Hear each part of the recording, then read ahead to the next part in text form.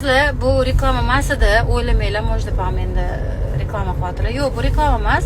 Просто o'z bolalar yil solishayotgan ekan, qizil ikrali поступление bo'ldi, может deyishgani uchun men sizlarga bir foydali ma'lumot sifatida oldim. Aslida doriga ketkizgandan ko'ra, to'g'risi hamda antibiotiklarga pul ketkizib, bolalarni tanasini zaharlab, yana ham ularni kasal qilgandan ko'ra, shunaqa narsalarga pul ketkizganingiz yaxshi emasmi?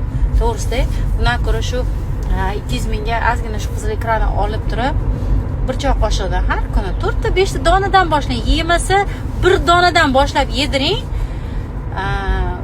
To'g'risida, chunki hozir iqlim buzilganini ham inobatga olamiz. Bolalarimizni immuniteti pastligi nimani hisobiga? Polfabrikat yedirasiz, ya'ni yarim tayyor bo'lgan sosiska, kolbasa. Kimdir aytadiki, bolam qorni ochsa kechqurun sosiska pishirib beraman dedi. Sosiska qizlar, agar o'zingiz tayyorlab